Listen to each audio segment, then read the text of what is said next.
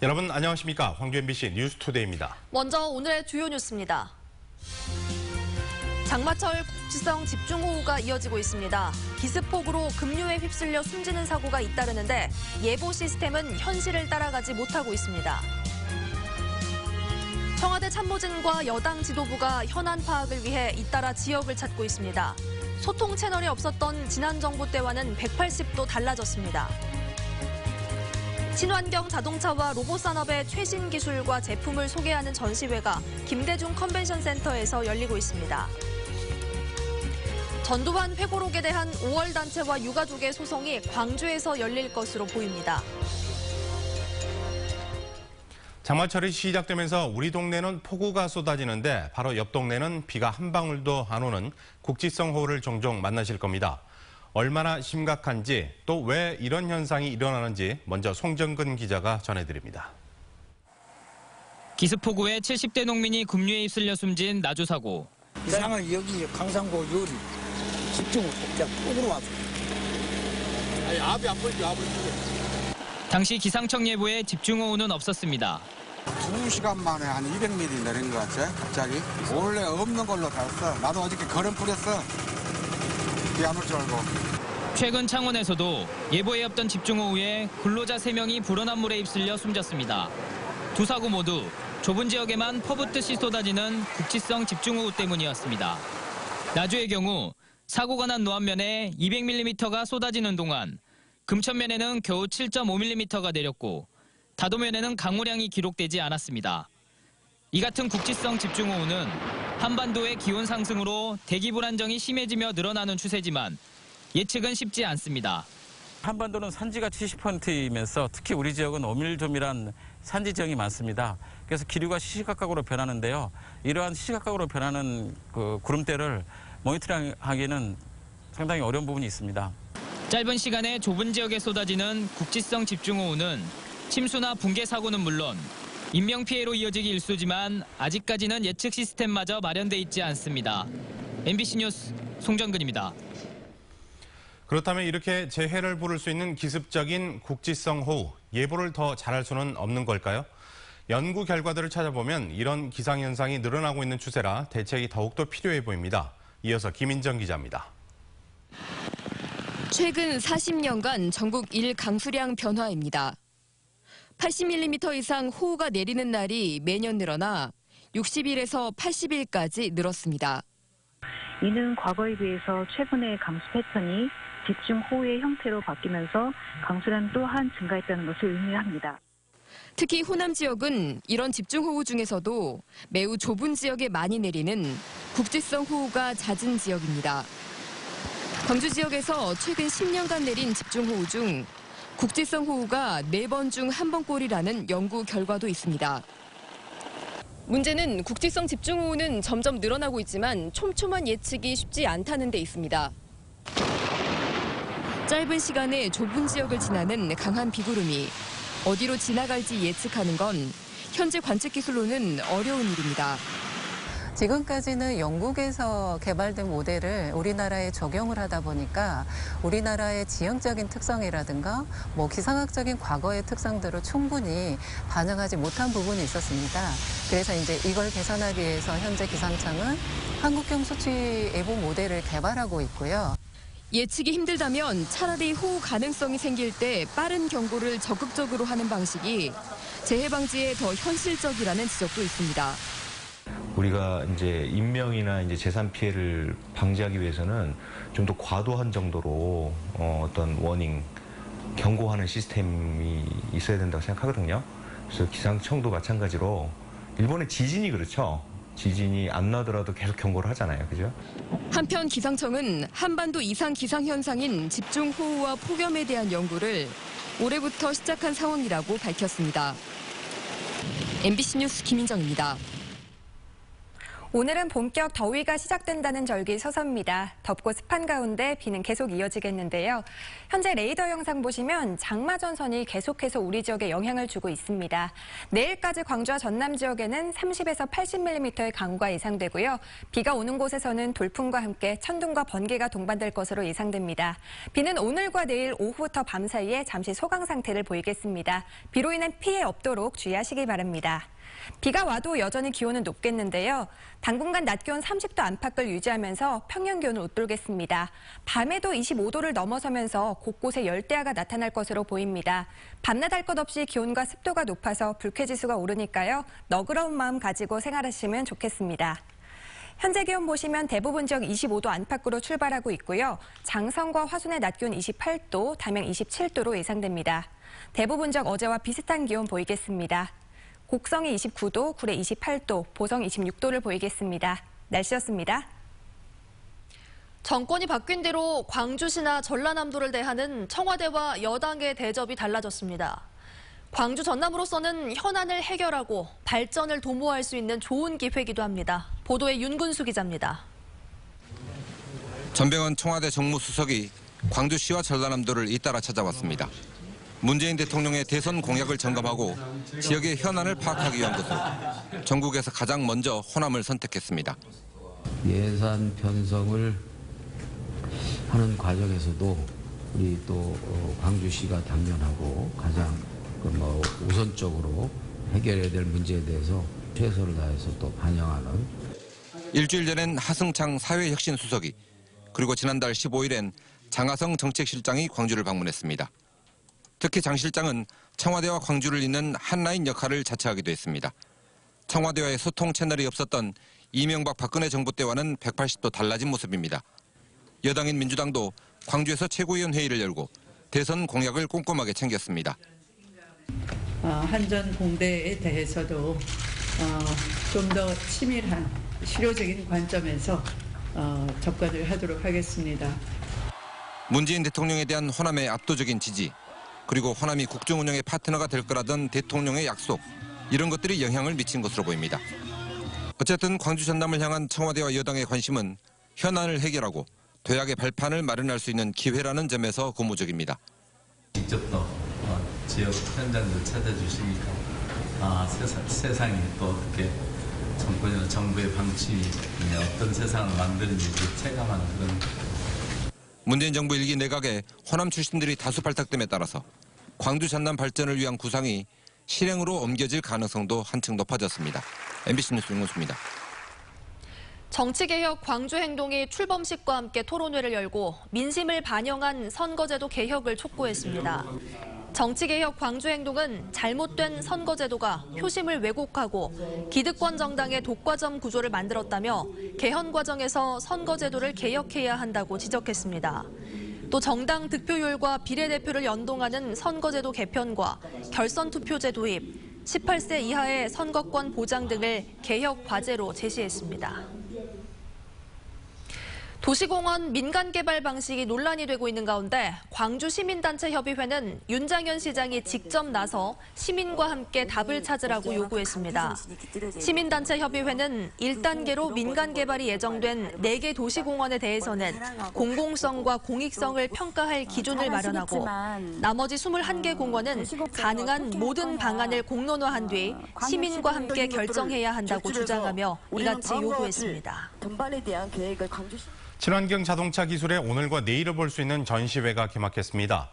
몇 년 전만 해도 가능성을 보여주는 데 그쳤던 기술들이 이제는 제품으로 만들어져 더 잘 팔리기 위한 경쟁을 벌이고 있습니다. 김철원 기자입니다. 배터리와 충전의 한계로 인한 짧은 주행거리가 단점으로 꼽히는 전동 스쿠터. 하지만 이 제품은 배터리를 탈착식으로 하고 공중전화 부스에 충전시설을 설치하는 아이디어로 고민을 덜었습니다.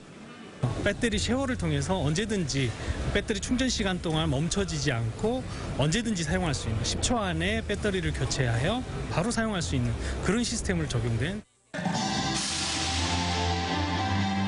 미래형 친환경 자동차 기술을 한자리에서 볼 수 있는 전시회가 올해로 10번째를 맞았습니다. 불과 몇 년 전만 해도 가능성에 불과했던 신기술이 구현된 자동차들이 이제는 더 잘 팔리기 위한 경쟁을 벌이고 있습니다. 사람이 직접 운전하지 않는 자율주행 자동차도 상용화될 날이 멀지 않았습니다. 초기 단계다 보니까 위험해가지고 실내에서만 이렇게 하고 있는 단계거든요. 그래서 장애물들을 설치해서 장애물들을 이제 피해가는 거는 지금까지는 잘 하고 있는 상태입니다. 이번 전시회에는 전기 자동차 사업을 두고 경쟁 관계에 있는 대구시 관계자들도 대거 참석했습니다. 대구는 전기차 기반의 자율주행 자동차 중심 도시를 만들어야 되겠다는 생각으로 확실히 준비하고 있습니다. 토요일까지 열리는 이번 전시회에는 의료용과 산업용 로봇의 발전상을 볼 수 있는 로봇 전시회도 함께 열리고 있는데 세계적 로봇 공학자인 UCLA 데니스 홍 교수의 강연도 예정돼 있습니다. MBC 뉴스 김철원입니다. 금호타이어 해외 매각과 관련해 민주당 이계호 의원이 산업은행은 금호타이어 불공정 매각을 중단해야 한다고 말했습니다. 이 의원은 국회에서 열린 정책조정회의에서 중국 업체는 컨소시엄 구성을 허용하면서 우선 매수권을 가진 금호 측에는 컨소시엄 구성을 불허하고 있다며 산업은행의 금호타이어 매각 추진 과정에 대해 심각한 우려를 하지 않을 수 없다고 말했습니다. 이 의원은 외국 업체의 금호타이어가 매각되면 대량 실업 사태도 불가피할 것으로 염려된다고 덧붙였습니다. 광주 지역 벤처기업 3곳이 유망 벤처기업으로 선정됐습니다. 광주 전남 지방중소기업청에 따르면 중소기업청과 벤처캐피탈 등이 최근 전국적으로 글로벌 스타 벤처기업 54개를 선정한 결과 애니젠, GOC, 씨앗 등 광주 지역 벤처기업 3곳이 포함됐습니다. 선정된 기업에게는 앞으로 2년간 5억 원 한도 내에서 연구개발비가 지원됩니다. 전남의 경우는 선정된 벤처기업이 한 곳도 없었습니다.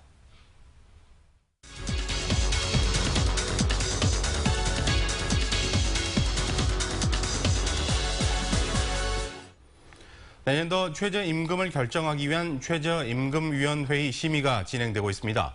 최저임금의 인상률을 두고 노동계와 경영계가 여전히 큰 입장차를 보이고 있는데요. 문정은 광주 청년유니온 위원장 모시고 그 자세한 이야기 나눠보도록 하겠습니다. 어서 나십시오. 네, 안녕하세요. 네, 청년유니온에서 최저임금위원회의 위원으로 참여 중인 걸로 알고 있습니다. 현재 논의되고 있는 최저임금 문제 중에서 가장 쟁점이 되고 있는 부분, 어떤 부분일까요? 네, 아무래도 최저임금 인상과 관련해서 중요한 쟁점 사항은 얼만큼 인상될 거냐라고 하는 인상률과 금액 부분에 있는데요. 최근 5일에 열렸었던 최저임금위원회에서는 차등 적용안이라고 하는 일부 8개 업종에 대해서 차등적으로 최저임금을 적용하자라는 논란 때문에 쟁점 사항이 있었습니다. 네. 네, 지금 말씀하신 것처럼 최저임금 인상률을 일부 업종에 대해서는 2분의 1 수준으로 적용하자 네. 이런 이야기 때문에 1인 시위를 하신 걸로 알고 있어요. 구체적인 내용을 조금 더 설명해 주시죠. 네, 이틀 전 저희 광주 지역에서도 3군데 지역에서 1인 시위를 진행했었는데요. 8개 업종에 한해서는 지금 사용자 측이 제안하고 있는 2.4% 금액으로는 155원 중에서요. 절반만을 적용해서 차등적으로 인상하자는 안을 낸 것입니다. 이거는 원래 최저임금 제도의 본연의 목적과는 좀 거리가 있어서 규탄의 목소리를 전하기 위해서 1인 시위 진행했습니다. 네, 그러면은 현재 청년유니온이 생각하는 최저임금의 인상률 어느 정도까지 올라가야 된다고 보십니까? 네, 아무래도 지난 총선과 대선을 거쳐서 전 국민적인 바람이 최저임금이 좀 많이 올랐으면 좋겠다라는 논의들이 있었고요. 실제로 많은 정당과 정치인들도 1만 원이라고 하는 금액을 중심으로 고민을 시작했습니다. 그래서 청년유니온도 그 약속을 좀 이행해 주십사 하는 바람으로 최저임금 1만 원을 제안한 노동자 측 위원들의 입장과 함께 하고 있고요. 네. 되도록이면 그 인상에 가까운 인상들이 있기를 바랍니다. 네, 지금 말씀하신 것처럼 노동계는 10,000원 인상을 말을 하고 있고 경영계의 경우에는 2.4%죠. 2.4% 6,624원을 말을 하고 있는데 올해도 역시 지금 기한을 넘겼어요. 네. 그럼 올해는 지금 16일까지는 결정이 나야 되는 걸로 알고 있는데 어떻게 전망하십니까? 네, 벌써 다음 회의가 10일로 예정되어 있는데요. 마지막으로 공고할 수 있는 날짜가 법정 기한이 15일까지입니다. 근데 그 날짜 동안에 사실 지금 사용자 측 위원과 노동자 측 위원이 제시한 금액의 차이가 꽤나 큰 편인데요. 여기서 바로 공익위원, 정부 측 위원들의 역할들이 필요하다고 봅니다. 지금 문재인 정부 하에서 최저임금 인상을 중요한 공약으로 약속한 만큼 실질적인 시민들의 바람들이 적용될 수 있는 두 자릿수 인상으로 내용들이 정리되기를 바라고 있습니다. 네, 알겠습니다. 말씀 잘 들었습니다. 오늘 나와 주셔서 고맙습니다. 네, 고맙습니다. 학교를 마치고 집으로 돌아가던 초등학생들이 한 남성에게 무차별 폭행을 당했습니다. 어린 자녀들이 받은 큰 충격에 피해 학부모들은 분통을 터뜨리고 있습니다. 어떤 일이 있었던 건지 문영철 기자가 보도합니다. 아파트 단지 앞 도로. 한 남성이 길에 서 있던 초등학생의 뺨을 다짜고짜 내리칩니다. 학생이 몸을 휘청이며 뒷걸음질 치지만 폭행은 멈추지 않습니다. 남성은 이 장면을 지켜보던 다른 학생들에게도 다가가 연이어 뺨을 때립니다. 44살 황모 씨는 지난달 초 집으로 향하던 초등학교 5학년 학생 4명을 갑자기 불러 세운 뒤 무자비하게 폭행을 이어갔습니다. 너무 당황스럽고 좀 화나긴 했어요. 뭐라고 반박하면 더 때릴 것 같아서 겁나서 못했어요. 당시 황 씨는 인근 정류장에서 버스를 기다리던 중이었습니다. 황 씨는 피해 학생들이 이 정류장 칸막이를 건드리고 지나간 것에 화가 나 폭행을 한 것으로 알려졌습니다. 발이 걸려가지고 넘어졌어요. 뒤쪽을 잡았는데 그 소리가 울려가지고 아저씨 화난 것 같아요. 영문도 모른 채 날벼락을 맞은 어린 학생들은 한참이나 공포에 떨어야 했습니다. 피해 학부모들은 경찰에 진단서를 제출하고 황 씨를 엄벌에 처해줄 것을 요구하고 있습니다. 그 충격을 다시 꺼내는 것 같기도 해서 이야기도 좀 못하고 뒤집어지겠죠. 보통 마음이겠습니까? 그럼 그걸 보고 지금. 사건을 수사하고 있는 경찰은 폭행과 상해 혐의를 적용해 다음 주쯤 황 씨를 검찰에 송치할 예정입니다. MBC 뉴스 문형철입니다. 보이스피싱 범죄에 가담한 혐의로 법원 소환장을 받은 20대 여성이 스스로 목숨을 끊었습니다. 광주 동부경찰서에 따르면 지난 5일 저녁 8시쯤 광주시 동구의 한 주택에서 3년 전 필리핀 소재 보이스피싱 조직에서 유인책으로 활동한 24살 A씨가 숨져 있는 것을 가족이 발견해 경찰에 신고했습니다.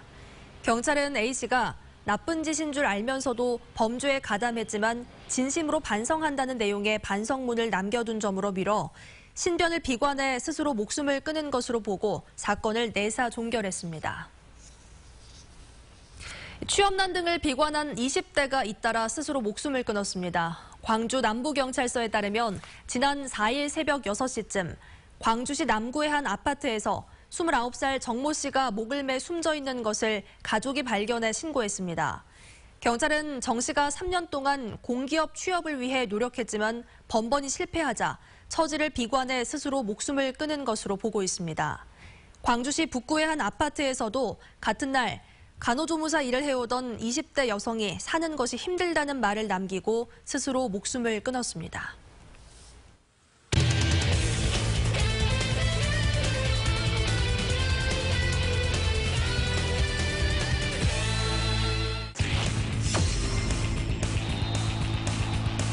일사만 투앤투 오른쪽 높게 3루자 뛸 준비, 2루자 뛸 준비, 2루자도 준비 공연장 3루자, 2루자 움직입니다. 영석 깨졌습니다. 나타선 27점 나중환이 때립니다. 스트라이크 앞에 안타 선두 타자 출루하는 기아 타이거스 몸이 된 거예요. 때렸습니다. 높게 이 경기는 이제 동점 3대3 이모모가 때려냅니다. 보고 계십니까? 이런 경기가 있습니다. 그런 얘기를 하잖아요. 깊습니다. 나주환 강하게 1루 원바운드 공 뒤로 흘렀습니다. 2루까지 뛰어들어갑니다. 김재찬이 2루까지 노아웃 주자 2루 중반은 3대3 8회 초입니다. 초수 잡지 못했어요. 무위치를 넘칩니다. 김재찬의 득점 4대3 기아가 다시 한번 경기를 앞서갑니다. 4대3으로 앞서고 있습니다. 느린 땅볼 투수가 잡지 못하면 안타. 바운드볼 앞쪽 그리고 3루 뜁니다. 3루 점을 하지 않겠다는 의지입니다. 때립니다. 빠져나갑니다. 최원주를 불러드립니다. 이제는 5대3 강한 타구 3루수 이모호 오늘 경기를 이렇게 마무리 짓습니다. 최종 점수 5대3. 전두환 회고록에 대한 5월 단체와 유가족의 소송이 광주에서 열릴 것으로 보입니다. 광주지방법원에서 열린 첫 심리에서 전두환 씨의 소송 대리인은 5월 단체와 유가족이 전 씨를 상대로 제기한 손해배상 소송이 이미 광주에서 진행 중인 점을 감안해 가처분 신청 재판부를 이송해달라는 신청을 취하할 것을 검토 중이라고 밝혔습니다. 재판부는 이러한 재판의 경우 소송 대리인이 출석하는 게 일반적이며 전두환 씨 본인에게 출석을 명할 계획은 아직까지 가지고 있지 않다고 밝혔습니다. 세계의 5.18의 참상을 알리는 데 큰 역할을 한 헌트리 목사가 세상을 떠난 가운데 광주에서도 추모 행렬이 이어지고 있습니다. 윤장현 광주시장은 어제 고 헌트리 목사의 사택이 있는 광주 양림동을 찾아 분향과 헌화를 하고 80년 당시 광주 기독병원 원목실장으로서 5.18을 알린 헌트리 목사를 추모했습니다. 고 헌트리 목사는 80년 당시 직접 5.18의 참상을 촬영했으며 코리아타임즈와 코리아 헤럴드지 등의 사진과 글을 보내 세계에 5.18을 알렸습니다. 광주 효성 청소년 문화재단이 고려인 마을에 장학금 1,000만 원을 전달했습니다. 광주 효성 청소년 문화재단은 광주 사회복지공동모금회와 광산구청을 통해 고려인 마을에 장학금으로 사용해달라며 1,000만 원의 성금을 전달했습니다. 미디어 아티스트 이인남 작가의 작품 피에타가 무등 현대미술관에서 전시되고 있습니다. 미켈란젤로의 피에타를 새롭게 해석한 이 작품은 성모 마리아의 품에서 떨어져 하늘로 올라가는 예수의 모습을 통해 고전적 형식미의 완결성을 탈피하고 끊임없이 변화하는 현대미술의 단면을 보여줍니다. 무등 현대미술관은 작가의 권위보다는 작품 중심의 담론을 만드는 것이 이번 전시의 목적이라고 말했습니다. 오늘은 본격 더위가 시작된다는 절기 서섭니다. 덥고 습한 가운데 계속 비가 이어지겠는데요. 현재 레이더 영상 보시면 북상하는 장마전선이 우리 지역에 영향을 계속 주고 있습니다. 내일까지 광주와 전남 지역은 30에서 80mm의 비가 내리겠고요. 비가 오는 곳에서는 돌풍과 함께 천둥과 번개를 동반하겠습니다. 오늘과 내일 오후부터 밤 사이에 비는 잠시 소강 상태를 보이겠습니다. 비로 인한 피해 없도록 주의하시기 바랍니다. 비가 와도 여전히 기온은 높겠는데요. 당분간 낮 기온이 30도 안팎을 유지하면서 평년 기온을 웃돌겠습니다. 밤에도 25도를 넘어서며 곳곳에 열대야가 나타나겠는데요. 밤낮 할 것 없이 기온과 습도가 높아서 불쾌지수가 오르니까 너그러운 마음 가지고 생활하시면 좋겠습니다. 현재 기온 보시면 대부분적 25도 안팎으로 출발하고 있습니다. 낮 기온은 장성과 화순 28도, 담양 27도로 예상됩니다. 대부분적 어제와 비슷한 기온 보이겠고요. 곡성이 29도, 구례 28도, 보성 26도로 예상됩니다. 전 해상에서는 당분간 안개가 짙겠고 모레까지 돌풍과 함께 천둥과 번개가 치는 곳이 있겠습니다. 다음 주 초반까지 비가 내리다 그치다를 반복하겠고요. 중반부터는 날이 개면서 기온이 오르기 시작하겠습니다. 날씨였습니다.